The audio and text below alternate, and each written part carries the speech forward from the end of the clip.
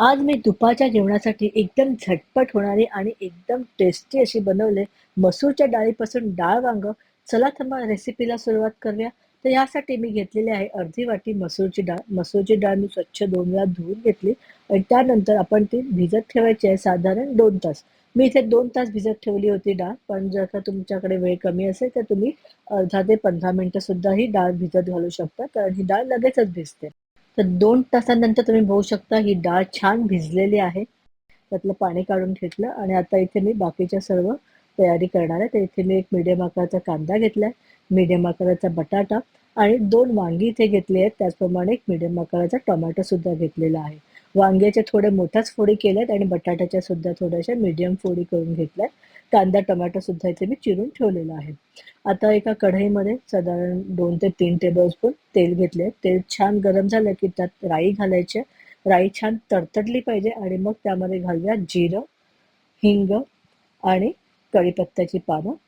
छान फोडणी अशी छान अशी ना तडतडली पाहिजे आणि आता आपण ह्यामध्ये घालायचा आहे कांदा बारीक चिरला. तुम्हाला हवे असल्यास कांद्याबरोबर तुम्ही थोडासा लसूणही ठेचून घालू शकता. कांदा चांगला परतून घेऊया आपण. थोडासा कांदा परतून झाला की आपण त्यामध्ये आपण जे बटाटे चिरून ठेवले होते ते घालायचे. बटाटे आधी घालतोय कारण बटाटे शिजायला थोडा वेळ लागतो आणि वांगं जे आहे त्या मानाने लवकर शिजतं. म्हणून आपण बटाटे थोडेसे आधीचे परतून घेऊन ते थोडेसे झाकण लावून 2 ते 3 मिनिटं शिजू देऊया. 2 ते 3 मिनिटानंतर हे झाकण मी काढलेलं आहे. त्यामध्ये घालूया वांगी आपण जी चिरून ठेवली होती ती आणि टोमॅटो सुद्धा आत्ताच ह्या स्टेजला आपण घालायचं आहे. आणि आता हे आपण सर्व व्यवस्थित चांगलं तेलामध्ये परतून घेऊया. तेलामध्ये ह्या भाज्या परतल्याने काय होतं ना, त्याचा जो टेस्ट आहे, तर भाज्यांची जी चव आहे ती त्या तेलामध्ये उतरते आणि आपल्या पदार्थामध्ये ती छान येते. त्याच्यामध्ये घातल्या थोडीशी हळद.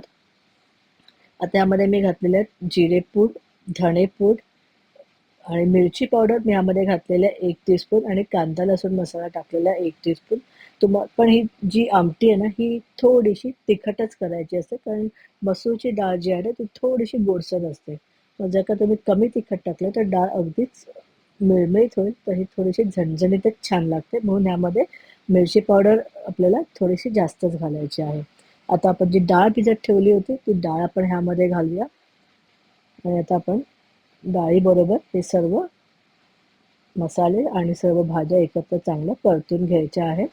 जोपर्यंत मी ह्या भाज्या परतून घेते आणि डाळ परतून घेते, तोपर्यंत मला तुम्ही कमेंट करून सांगा की तुम्हाला माझ्या पुढच्या व्हिडिओमध्ये कोणती रेसिपी पाहायला आवडेल आणि मला ती बनवायला फारच आनंद होईल. तर मला नक्की कमेंट करून सांगा की तुम्हाला कोणती रेसिपी पाहायची आहे. तर अशा प्रकारे आपली ही डाळ आणि भाज्या छान अशा परतून झालेल्या आहेत. आता आपल्याला त्यामध्ये घालायचे आहे पाणी. साधारण 2 मोठ्या वाट्या मी ह्यामध्ये पाणी घातलेलं आहे. कारण नंतर ती डाळ आळत जाते. म्हणून थोडंसं जास्तच पाणी आपल्याला घालायचं आहे. कारण वांगही शिजलं पाहिजे, बटाटेही शिजले पाहिजेत आणि डाळही छान शिजली पाहिजे आणि नंतर सुद्धा तुम्ही त्याची कन्सिस्टन्सी ॲडजस्ट करू शकता. चवीप्रमाणे मीठ घातलेलं आहे.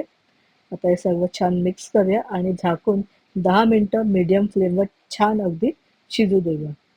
10 मिनिटानंतर आता आपण बघायचं आहे आपली डाळ कशी शिजलेली आहे. तर मग छान अशी उकळी आलेली आहे. अगदी सुंदर असा सुवास येतोय डाळीचा आणि आमटीचा ह्या.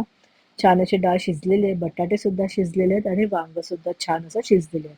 आता ह्यामध्ये सर्वात इम्पॉर्टंट गोष्ट म्हणजे कोकम आपल्याला ह्यामध्ये घालायचं आहे. कोकम नसेल तर तुम्ही नक्की त्यामध्ये चिंच घाला. कारण ह्याला डाळीला थोडासा आंबटपणा छान वाटतो.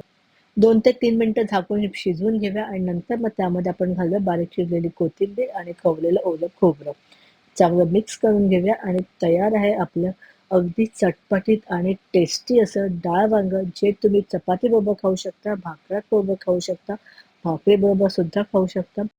तर तुम्ही सुद्धा ही रेसिपी तुमच्या घरी नक्की ट्राय करून बघा आणि आवडल्यास नक्की लाईक करा, कमेंट करा, शेअर करा आणि अशाच छान छान रेसिपीजसाठी ऋतिका सावंत किचनला यूट्यूबवर सबस्क्राईब करा आणि फेसबुकवर पाहत असाल तर फेसबुकवर आणि इंस्टाग्रामवर नक्की फॉलो करा. भेटूया आता पुढच्या व्हिडिओमध्ये एका मस्त चविष्ट रेसिपी बरोबर. तोपर्यंत bye bye. Thank you very much.